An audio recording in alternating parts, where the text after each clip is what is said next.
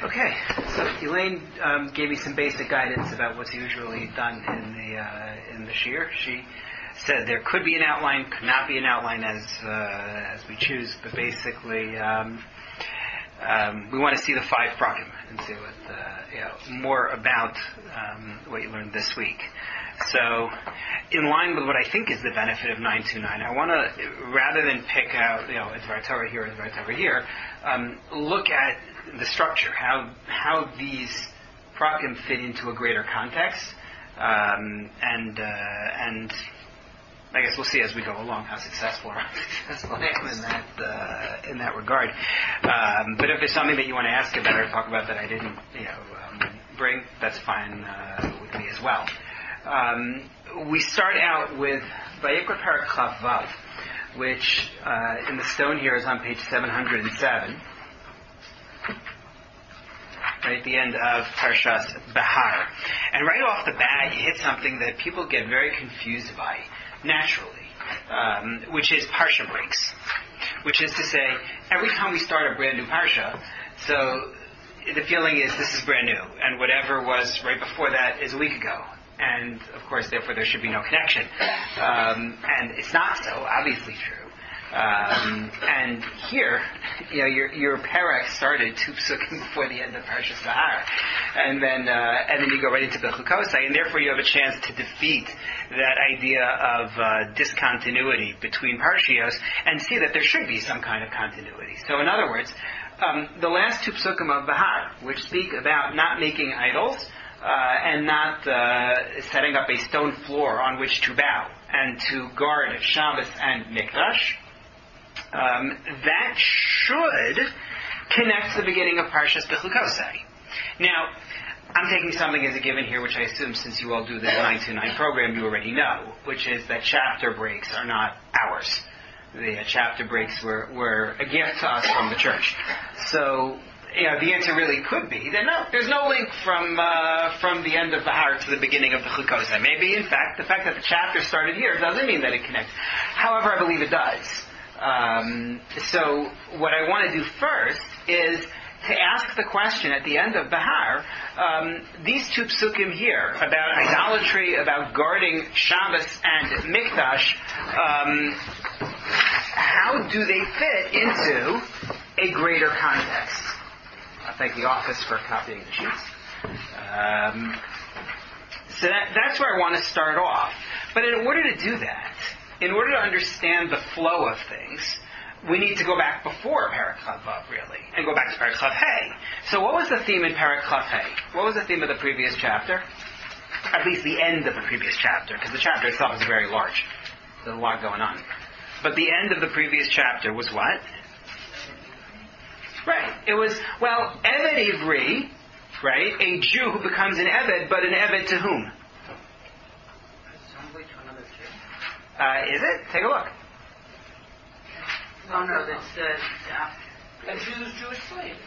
No, it's a Jew becomes a slave to someone who's not a Jew, and then correct. To right. If you look at Pasuk Mem Zayin, right? It's V'chisasig Yad Ger B'Sashav Imach. If there's some stranger, right, somebody who comes to reside among you, and your brother becomes impoverished, indebted to him, and is sold to him, right? So it's a Jew who is a slave to a non-Jew. And what it talks about is the imperative of trying to get him out of being an Eved, right? And if you don't succeed, then how does he indeed end his period of slavery? And that leads into the beginning of Parak Chav Vav. At the end of Chav Hey, Hashem says, hey, you're supposed to be avadim to me, not to others. Don't make idols for yourself. Do not set up a stone floor on which to bow. Guard my Shabbos. Guard my Mikdash. And then you get the beginning of Parshas Bechukosai, which says, if you follow my laws, everything is going to be wonderful. Right? You will be able to defeat your enemies, and I will make you many, and your produce will be plentiful. And then, of course, if you don't listen, and the nation drops off a cliff. But the question now is, now that we have a sense just in terms of the psukim, of the flow, right? So it goes from Jew being slave to non-Jew, to not worshiping idols, guard Shabbos and Mikdash. If you do my mitzvahs, things will be wonderful. Okay, so where is your link? How does that flow in any sense? So a couple of notes. First of all, I keep saying that the last sentence in Bahar, Perek Chavav Pasuk Bet on page 707, I keep saying that that's about Shabbos and Mikdash, the temple, because that's what the words seem to say. So, it's my excuse. And our scroll says it, so, all the more so. But you should know, there is a Targum, the Targum Yerushalmi, which suggests that Shabbos here is actually Shemitah, and Mikdash here is actually Yovel, which is a fascinating idea, the Jubilee year, which you read about in the beginning of Parshas Bahar. So that's just worth knowing, even though it's certainly not the standard approach. Generally, we assume it has something to do with Shabbos and the Beis HaMikdash. But what is the link? So commentators tend to assume that what's going on here is an outgrowth of Perek Chav of chapter 25 about being an Eved. Take a look on the sheet, please. Source number 1. Rabbi Yosef Bechor Shor, right, as I noted for you on the sheet, writing in 12th century France. So if you think about that, that's a century after Rashi. So we're going back quite a ways in terms of what we think of as the standard Parshanim. Not quite as popular as Rashi is, but definitely with great merit. What it's trying to tell you is how to be an Eved.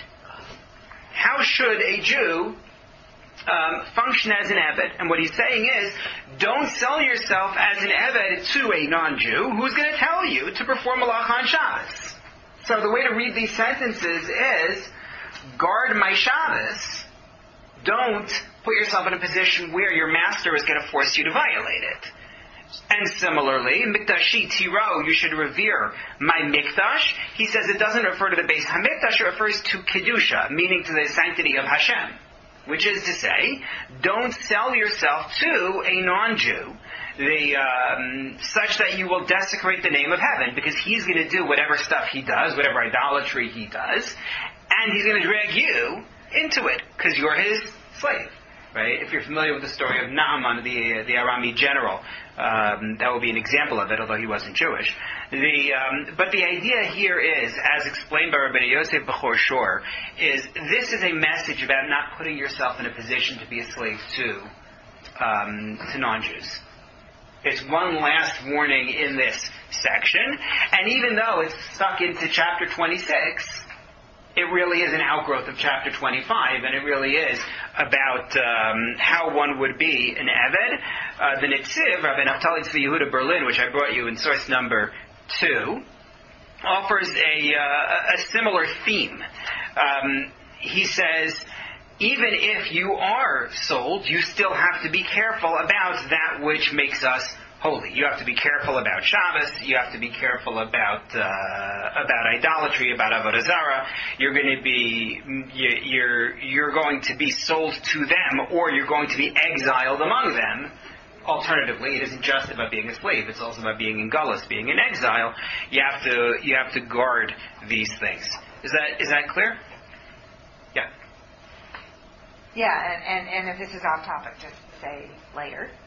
Okay. But altogether, the whole thing is just so strange to me that so soon after being brought out of slavery, we're being told how to be good slaves. Well, we're being warned against being slaves, effectively. We're being warned against it. It's not so much being told how to be good slaves as it's a warning of... Don't let this happen again. Don't let this happen again, yeah. Okay. Right. I think that's the way I would see it. And for that matter, that's actually a good segue, because we didn't answer the question of how this connects forward in the Parsha. Right. We only answered how it connects back. Well, it connects to the anti-bracha, skipping over the bracha. Right. Chapter of 20, the first part of 27, it connects to. Right. Because it says that then the land will have the Shemitah years that you missed. Right. So I would tell you, even before you get to that, although that's true, take a look at chapter 26, specifically sentence 13. at the end of the section of bracha about what you will receive in the event that you do right, the last sentence in that section says, I took you out of Egypt, exactly like you just said. I took you out of Egypt, mehios lahem avadim, from being slaves to them. Here's the way to avoid getting back into that. They fulfill this, and you won't be slaves to them. So not only when you are a slave, guard these things, but you don't want to be put in a position of being a slave lest you have a problem with these things. So that's your flow in the beginning of this 5-parak section. It's, you don't want to be a slave to them. Make sure that you don't put yourself in a position to be a slave to them. And instead follow my commandments, and that way you will avoid this. That's the opening section. But there's something else going on here, which I find fascinating. It's something I've been working on in a couple of different shiurim of late. And finding connections for it. And that is sort of a meta question, an overall question within Tanakh. Tanakh tells the story of our national journey towards something.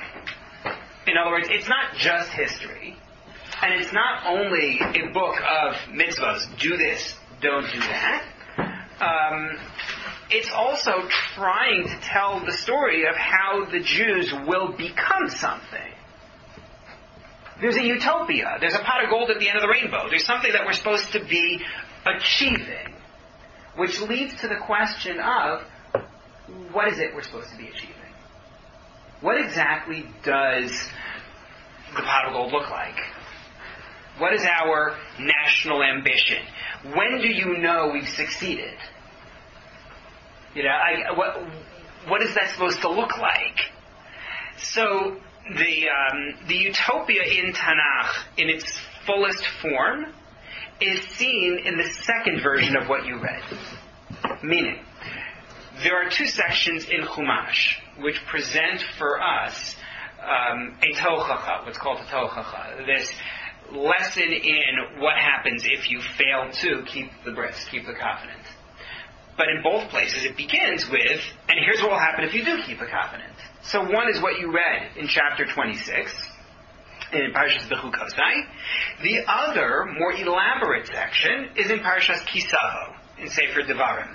If you could flip to that, please, to chapter 28 in Devarim. It is page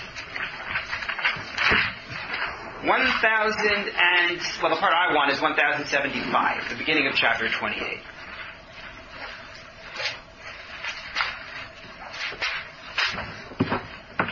The opening 14 psukim of that chapter, the opening 14 sentences, speak of what you will get if you do what you're supposed to do. What will life look like?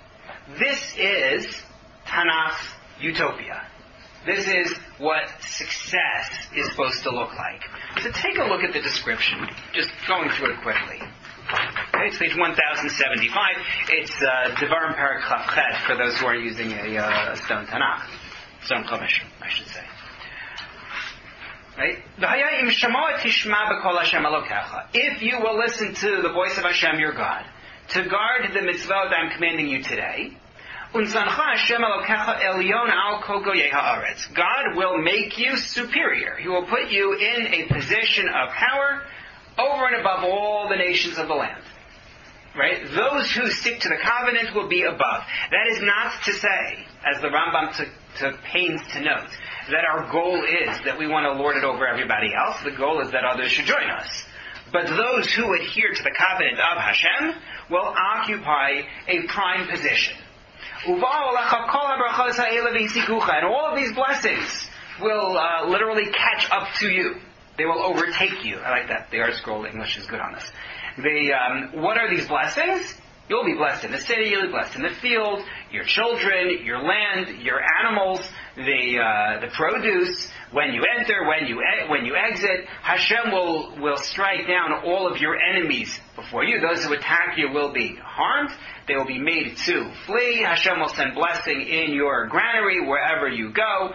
He will make you a holy nation when you guard His mitzvot and walk in His ways. And everybody will see the name of Hashem called upon you. They will be in awe of you. And then again, there will be great plenty for you. You will lend money to everybody else. You will not need to borrow money from them. Hashem will make you the leader. You will not be the tail. You will only be above. You will not be below. When you listen to the mitzvahs and you do not stray from them. Right? That's what you see here in the opening 14 psukim. This is success. This is what success looks like in Tanakh. What are the themes of this success? How is success displayed here? What are you seeing? If you can digest it. It's very alert. That's what I'm Right. There's a lot of prosperity, right? Your produce, your animals, you do very well. Prosperity is definitely a part of this. What else is there? And children. I mean, when I say bounty, I'm including the previous nafa. Good. And I think that's in there twice, actually. Mm-hmm. Yes, it is. Along with the fruit of your animals. They are right there in the same sentence. Well, I'll leave it to you to speak that in sentence 4. That's what you got. The word is an increase. That, everything is plentiful and nothing is constrained. The idea that you will lend to other people and you're not going to have to borrow from them is definitely an image of somebody who has more than they need. Right. And doesn't have to go to anyone else. Independent. It's very independent. Right. Absolutely. What else do you see? There's more here. There's piety. Mm-hmm. Right? You will fulfill my commandments is reiterated multiple times in this section. Right? In the very beginning. And then it continues, Ki Sishma, when you listen to. And then it continues to say, when you guard the mitzvot in sentence 9, and then in sentence 10, they will see Hashem's name is called upon you. And then again, obviously, at the end of it, in sentence 13, sentence 14, when you listen to the commandments, piety is part of it. So that's another piece of it. Another piece of it is security. Right? Your enemies will be struck before you. Anybody who attacks you is not going to succeed. And the honor given to Torah. The idea that Hashem's name is called upon you and the nations see it and they recognize it and assign some kind of value to it. It inspires awe in them. Those are the 4 elements that you see here. There's prosperity, there's piety, there's security, and there is honor for the Torah that you represent. And the striking thing about this, and I knew, we only have an hour to go through 5 prakim, so I knew I wasn't going to get into it in depth, but I gave you on the sheet in number 3, so this is something you can go through either tonight or when you get up to Malachim and Yeshaya. But it's fascinating to see in Malachim, the moment when we reached our height, we were at our best, was when Shlomo HaMelech built the Beis HaMikdash. Right before his wives got into idolatry and he got into trouble. You have this moment, you think of like you throw a ball up in the air and it reaches the apex and it's like, oh, this is great. And then it comes down. We're at that moment right before that. And everything there fits this description. We're told about great wealth. We're told about how other nations are sending tribute. There's no fear of enemies and Shlomo amasses. Weapons, neshek is actually the word that's used there. We're told about great piety, the building of the Beis HaMikdash, everyone is going to daven, they're going to bring karbanos and so on, and great respect for the Torah. That's the story where the Queen of Sheba comes and says, I've heard all these wonderful things about you, and she has all these questions, and she says, blessed is the God who gave you such wisdom. Those 4 elements are achieved there. The 11th parak in Yeshaya is the prediction of what Mashiach's time will look like.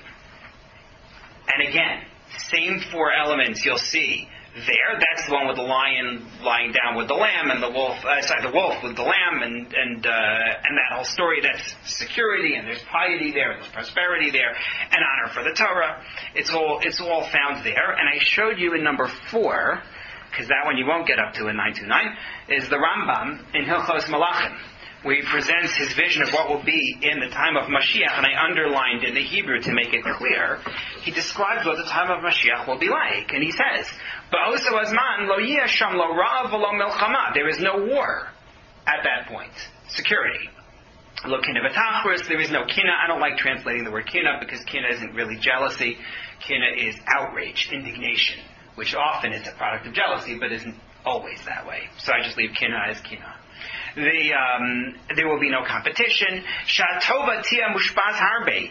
There will be bounty. There will be prosperity. All the delicacies will be as common as dust. And the only thing will be a pursuit of knowledge of Hashem, that's piety. And therefore we will be viewed as great sages. It's talking about in the eyes of the nations around us. That's the respect for and the honor of Torah. So that's what our goal is. I say all of this to you because when you go back now to Vayikra Chavav, right, where we are, Vayikra chapter 26, you find much of that there. Not entirely so. Not entirely as clear as it is in Parshas Kisavo in terms of the idea of the nations coming to you and recognizing the Torah within you, but I think you can see it there as well. I think that it is present. It's just more subtle than it will be in Parshas Kisavo. But I think it's worth contemplating what is it that Hashem wants us to achieve. Okay. One more note here. I'm not planning on going through the Tochacha, the warnings of punishment, not because they're not fun, although they're not fun, but because there's so much else to talk about. If someone wants to ask something about it, I'll be glad to discuss. But I wanted to show you something fascinating that happens afterwards. Actually, it'll require first that we look at what's in it. So we will see some of the Tochacha. Go back to chapter 26, sentence 6. I apologize. I need to go back to there first. The prediction of the future, this utopian time. Vishbati chaya ra'a min haaretz. I will eliminate evil beasts from your midst. Harmful beasts will be eliminated. So, what is Hashem going to do with them? What does that mean? What does that mean? They'll be like, keep the bear in the forest instead of in your cabin. Two answers. One answer is they'll stay in their environment, right? They're not going to come, they won't be in your midst anymore. Okay. Here, it's from the land, sounds like it's not here at all. Correct. So tamed is an interesting idea, which again reminds us of Yeshaya and his prediction about the wolf lying down with the lamb and so on. It sounds like a prediction that they will be tamed. In fact, it's a machlokas.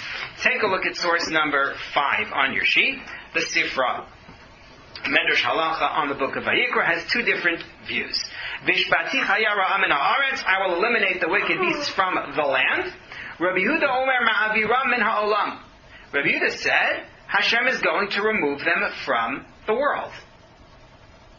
The UN World Conservation Monitoring Agency is going to be upset. The Syrian bear is no longer found in Israel, and I think not even in Syria. Right. It's just the bears that they had in Israel and they're not there. So the Syrian bear is found elsewhere. The Syrian brown bear, isn't it? I'm remembering something, but I don't remember what I'm remembering now.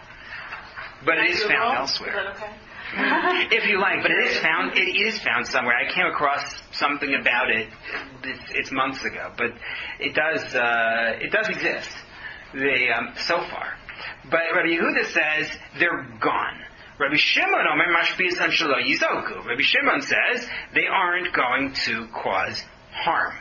So these two visions, I think, are striking. Meaning, the eradication of evil on the one hand, and the conversion of evil to good on the other hand.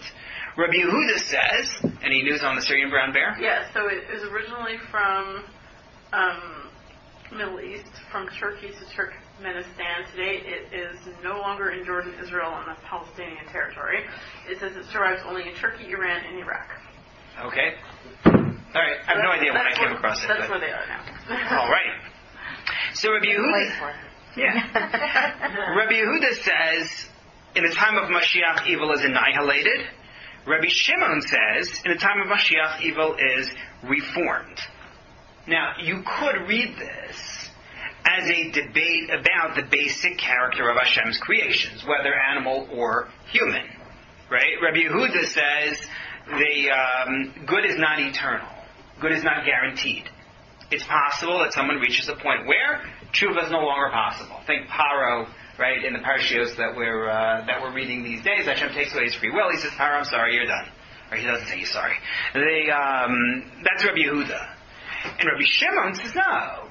There's a remnant of good in everyone, and that is what can return. If you think of this classic story, the Gemara in Brachos with Bruria, right, where Rabbi Meir is being tormented by zealots in his area, and Rabbi Meir davens to Hashem for them to die, and Bruria says to him, don't daven for them to die, daven for them to do tshuva.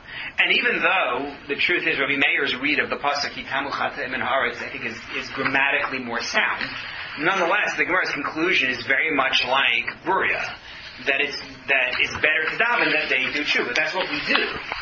Right? Hashivenu, Avinu L'Sarasacha, right? We daven for Hashem to bring us back to Torah. That's our goal. The Rambam has a halacha. The Gemara talks about a Talmud she'eino hagun, about somebody who doesn't behave properly. Their character is bad. And the Gemara says you're not allowed to teach such a person Torah. Because all you're going to do by teaching them Torah is make them worse. Torah is compared to rain. So when rain falls on thorns, what do you get? More thorns. So don't do that. But the Rambam writes on that Gemara, when the Gemara says, so you're not allowed to teach them Torah, the Rambam says, no. What you do have to do is get them to proper behavior so that you'll be able to teach them Torah. You can't throw up your hands and say, let's kick them out of school, and then my response is, no. You have to keep them in school. You just have to teach them a different kind of education in order to get them to the point where they're then able to learn Torah. That's the optimism of Rabbi Shimon. Rabbi Shimon is saying you don't write off the beast, you have to defang the beast. And it's important because of what happens at the end of the Tochacha here. You get this very dry section. I'm just assuming that everybody did the 5 prakim this week. Don't tell me if you didn't, I don't want to know. But if you take a look after the punishments in Perek Chav Zayin, you get this very difficult section, dry section, the section called Erech, in which we are told that if a person pledges to give their Erech value to the Beis HaMikdash, then the amount that they give is X, depending on gender, depending on age. This is the amount they give. It is not based on a person's personal worth. It is not based on what they would fetch on the slave market. It is simply a number pegged to age and gender.